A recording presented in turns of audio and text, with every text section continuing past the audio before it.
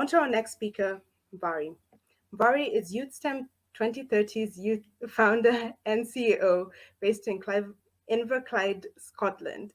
She has a strong belief in the positive difference youth people can make to our world through STEM. Mhairi was named one of the UK's top 50 women in sustainability in 2020 and is currently part of the steering group of SDG Network Scotland. When she's not creating STEM opportunities for young people, she can be usually found volunteering. She'll be talking about joining the Youth STEM Matters volunteer team. I'd like to welcome her to the stage to tell us more. Thanks so much, Kimberly, for that lovely introduction, and thank you, everybody, for being here today. It's been a really great day. I've been sitting here watching it from the backstage, so I hope you've all enjoyed it as much as I have. But I'm really excited to be able to let you know today about an awesome opportunity that is now open to join the Youth STEM Matters volunteer team. So you've seen and heard from so many of the volunteers today, everybody that's part of the organising team for this research conference is part of the volunteer team, and you've also heard from a couple of them who've been speakers as well. So I'm really excited to be able to let you know that now you have the opportunity to be able to join our global team of volunteers. Please do pop your questions for me about joining the team in the chat. This is like a fantastic opportunity to ask all those questions that you want to know about being involved as a volunteer or about the application process. So please do add them in there, and I will make sure that I leave some time to answer them at the end. So very briefly, who are the Youth STEM Matters volunteer team? Well, they're a very diverse group of young people from all the way around the world. We currently have over 20 countries represented and over 60 young people in the team. And, you know, if you count our alumni as well, that's even higher. They come from all walks of life. Some have a really strong interest in STEM. Some don't have a lot of interest in STEM but want to make a difference. And we have people who are doing all sorts of roles in the team as well, and I will come on to them a little bit in a minute. The main things that they have in common is that they all want to make a difference, they all believe in our mission, and our kind of age range is generally around 14 to 22 for the volunteer team. That's a kind of approximation of who we think it would be most helpful for. If you're 23 or if you're 13, we have had team members that are, you know, a little bit older, a little bit younger before, so please do still put in an application if you're near the age range, or if you think that you would still get something out of it. That's a kind of target, but is by no means a hard and fast rule. So within the team, as I said, everybody has different roles that they all do, and they kind of range in terms of commitment. And some of them are maybe 3 or 4 hours a week. Some of them are nearer around 8 hours a week. So it is quite a bit of a range that we have. But opening now, we have very excitingly, we have reviewer roles. So they're in our research team, and our reviewers are responsible for reviewing papers like what Jacqueline was talking about earlier. So when she submitted her project to Youth STEM Matters, several reviewers gave her feedback on that. You don't need to have ever done a science project. You don't need to have ever reviewed something before. The vast majority of our team had no experience of doing something like this before they joined us. You just need to be willing to work hard, willing to learn, willing to fail as well, because it's not necessarily something that you will find easy at first, but it is something that you can absolutely learn to do. And we have openings for reviewers both for physical sciences, which is like chemistry, physics, maths, engineering, technology and computer science, design, earth sciences, and for our life sciences, which is things like biochemistry, biology, environmental sciences and medicine. So whatever area of STEM you're interested in, then that role is open for you. We also have roles open now for artists to join our team. So it's, as Emer was saying before, it is super important that when you're communicating science, it's done in a really accessible way, and our artists are a key part of that. So if you have an interest in art, it doesn't matter what style of art. It could be digital art, it could be oils on canvas, it could be drawing, it could be that you have many styles of art that you're interested in and that you enjoy doing, then that's the role for you. For that role, you don't necessarily have to have a science background. You might or you might not. We're looking for some people that do and some people that don't.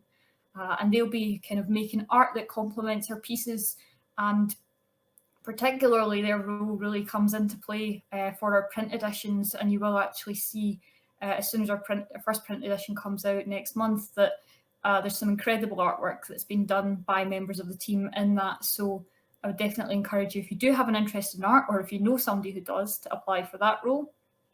So both of those two roles, both the reviewer roles and the artist roles, are already on our website, open right now. We also have some leadership roles that are going to be open in a couple of weeks, and unfortunately I can't tell you what exactly those ones will be yet, but we will be able to let everybody know in the next fortnight or so. So those will go on our website as well, on the same page, and we will be letting everybody know about them via our newsletter. So if you're not already signed up to that, I will definitely make sure that we include a link both in the chat just now, once I'm finished here, and also once we are sending out our post-event emails as well. So that's the roles that are coming up. In terms of what you need to be able to do to apply, you can see that the link is on the screen just now. And again, I'll also make sure that it goes in the chat. And within the application, you'll find that there's 3 main questions that you're asked. So at the start, we ask you for all your kind of personal details, like your name and how old you are and things like that. But after that, there are 3 main things that we're looking for you to tell us. The first one is about you. So this is the biggest question in terms of length. And it's the one where it's your chance to tell us all about you, as the name suggests. Tell us about your skills, your knowledge, your experiences. It's okay if you don't have tons of experience, and lots of our team come in without that. It's most important that you have a lot of enthusiasm for the role that you're applying for. I would really encourage you in that question to link any previous experience you do have to the role you're applying for, even if it doesn't seem totally relevant. So if you play in a football team, that shows that you can do teamwork. It shows that you can be dedicated and show up every week for training. It shows that you can, deal with things when they do and also when they don't go well. So think about how then that might link to and help you in the role that you're applying to, and make that as specific as you possibly can to the specific role that you're chosen to apply for. We then have the middle question, which is one that I think people often think is not as important, but actually, to me personally anyway, and I'm not the only person that reviews applications, so do bear in mind there are several of us that do it, but to me personally, it's probably the most important one that I particularly look for, and that's why us? Why do you want to get involved in our organisation? Because there are lots of youth-led, lots of even youth-led STEM-based non-profits in the world. But what is it about this organisation that makes you want to be part of it? We want people that are going to get behind our mission, that are going to work hard to make our mission happen with us. So that question is really important, that you both show that you've done your research on what we're all about, but also that you can show how that relates to you and your unique insight on it. Don't just paste and copy and paste what's on our website. We know what's on our website. Try and make that unique to yourself. And then finally, there's the third question, which is why you? And that is really your chance to give a bit of a sales pitch for yourself. It doesn't mean that you need to be I know that that's a hard thing to do for a lot of people, and I'm certainly in that category as well, where you're like, how do I big myself up? But don't worry about doing that. Just tell us what your skills are, what you're like as a person, and why that would make you a good fit for the role that you've applied for, and that would make you a good member of our team. That's all we're really looking for from the applications. After you submit your application, those will then be reviewed by members of our team, and depending on the role that you've applied for, you'll be given a short task. So in the case of reviewers, that's a short editing task, very much kind of simulating what it would be like to be a reviewer. And for the artists, that would be to see some of your previous art, because that's the main thing that we're looking for, people who can do awesome artwork. And after that's happened, we will then create a shortlist of people who will then be interviewed by members of our team. Now, I know that interviews can be pretty scary, especially if it's perhaps your first one, but I really want to stress, don't put yourself off because of that, because they're super informal, we're super friendly people, and we just want you to be able to do your best. And the interview also isn't everything. We've had people that have really found the interview tough and haven't really been able to show their full selves in that situation, that we've still offered a place to, because that we know that they're brilliant. They just weren't able to show us that on that particular day. So I really want to emphasise, don't be put off by the fact that we do want to have a chat with you before making a decision. So some quick top tips before we get started. And as I said, if you do have any questions, please do stick them in the chat. But my top tips to you would be to be yourself. It is a bit of a cliche, but we get a lot of applications, so there's only one of you. And please do tell us about yourself. Don't worry if you don't have loads of experience. That's not what we're looking for. We've kind of got a bit of a motto that yes, experience is nice, but we value enthusiasm more. So if you're super enthusiastic but have no experience, please apply. And I would say also answer the question fully, use the words or the character limit that we've given you. We get so many applications that are a good start but haven't told us enough to be able to take forward. So please do answer them as fully as you possibly can so that we can get to know as much about you as possible.